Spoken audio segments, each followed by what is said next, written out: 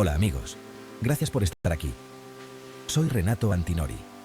En caso de que sea la primera vez, en este canal cuento mis aprendizajes, experiencias, anécdotas, aciertos y errores de más de 20 años dedicados a las inversiones como actividad principal. Voy a profundizar sobre el tema del azar en los mercados, que he presentado en el episodio anterior. ¿Qué diferencia hay entre azar y suerte? Bueno, el azar se puede considerar como una serie de eventos casuales de carácter universal y objetivo. Esto significa que se asocian a fenómenos aleatorios de carácter general que no se pueden controlar. Por otro lado, la suerte es como popularmente se conoce el azar. Es la versión particular del azar, en el sentido que tiene una connotación de asociación a personas concretas y por eso se define particular. En este contexto tiene una connotación subjetiva, es decir, azar, carácter general y objetivo, suerte, carácter particular y subjetivo. El punto que quería comentar hoy es una idea expresada por el mismo autor sobre el cual hablé en el vídeo anterior, Michael Mauboussin. La paradoja de la habilidad. La idea es que, en el ámbito financiero, cuanto más aumenta la habilidad de los participantes, más importante será el papel de la suerte. Cuanto más inversores preparados y con experiencia haya, tanto más el azar influirá en los resultados. ¿Por qué? Esto ocurre cuando el nivel de habilidad de los inversores aumenta con el tiempo, lo cual es lógico, con la mayor formación y mayor experiencia que van acumulando. En este proceso de mejora, el diferencial de habilidad entre los mejores inversores, es decir, su habilidad relativa, tiende a disminuir en el tiempo. Hay un grupo siempre más numeroso de buenos inversores cuya habilidad es bastante o muy elevada y con pocas diferencias entre ellos. En este contexto es siempre más difícil destacar dentro de este grupo a nivel de habilidad y cobra mucho más peso el papel del azar. Hay que considerar que al final la inversión a nivel de habilidad para superar la rentabilidad de un índice es un juego a suma cero, y si hay un grupo de inversores que consigue superar su índice de referencia, una performance mejor, será porque hay otro grupo que no lo consigue. Una evidencia que podría confirmar la paradoja del azar podría ser observando la evolución del número de fondos activos del mercado estadounidense en términos de rentabilidad. En Estados Unidos es donde antes ha empezado y más se ha desarrollado la gestión indexada, y donde han surgido y se han formado los mejores inversores. Para esta tarea vamos a utilizar el SPIVA. SPIVA es un informe semestral del Standard & Poor's Global, donde se analizan el porcentaje de fondos activos que no consiguen batir su índice de referencia a lo largo del tiempo. Cuidado, son los fondos que no baten su referencia. Se pueden analizar diferentes periodos temporales, estilos de inversión, pero lo que vamos a hacer nosotros es analizar los fondos americanos que invierten sobre el mercado estadounidense y de todo tipo, empresas grandes, empresas pequeñas, por lo cual el índice de referencia es Standard & Poor's Composite 1500, es decir, 1500 empresas.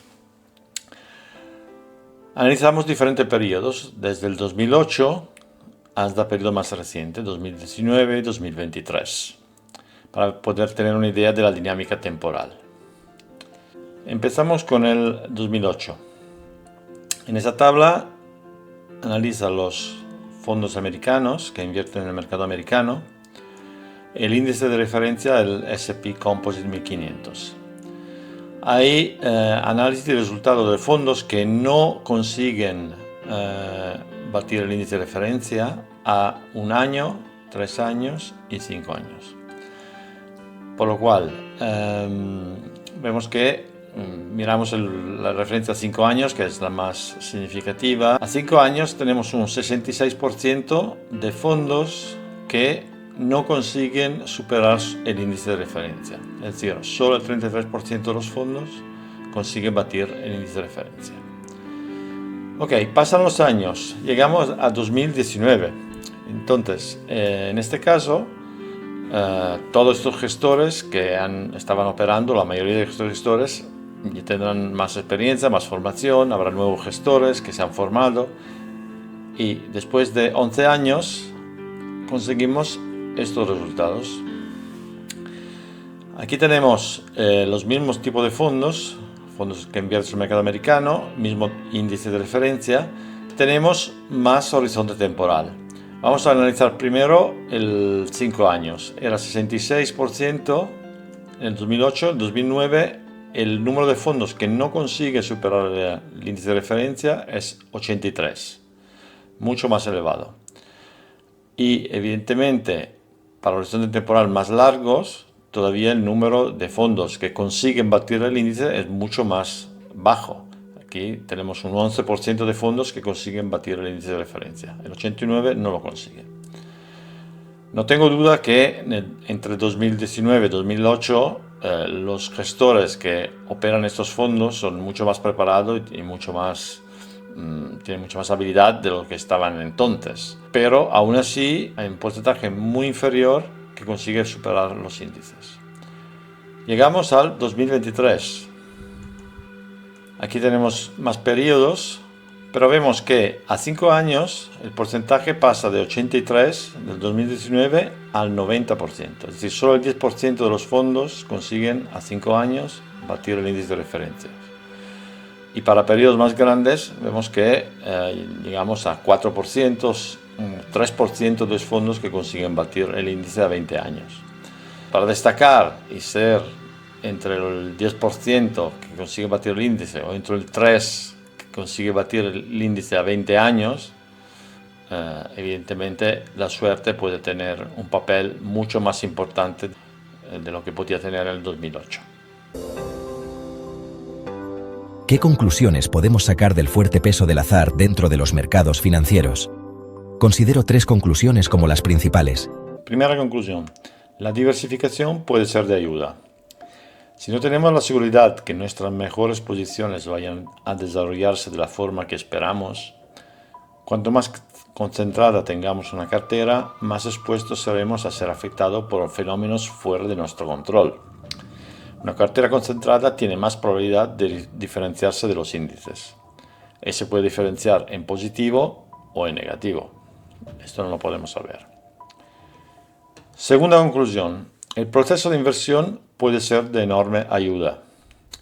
El proceso no garantiza que obtengamos los resultados esperados. Por otro lado, saber que se está haciendo las cosas con criterio y de la mejor forma que uno sepa, ayuda a mantener la confianza y el rumbo en los periodos más complicados. Tercera conclusión. Mantener la humildad. Si se reconoce que teniendo un proceso que se considera de alta calidad, los resultados pueden estar a la altura de las expectativas, pero también pueden estar muy por debajo de los objetivos, se evitará creerse ser los mejores del mundo en el primer caso y culpar a otros posibles responsables en el segundo caso. Mantener la humildad. Al final, los resultados estarán en función de 2 factores. 1. Todo lo que no podremos controlar, es decir, el azar. Y 2. Lo que depende de nosotros, el proceso.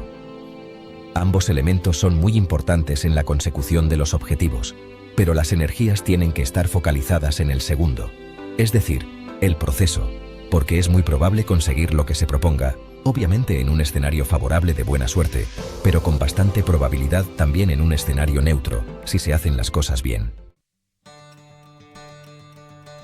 Si les ha parecido interesante, no olviden darle like y suscribirse para más contenido sobre inversiones y finanzas personales. Muchas gracias por acompañarme y nos vemos en el próximo episodio. Arrivederci.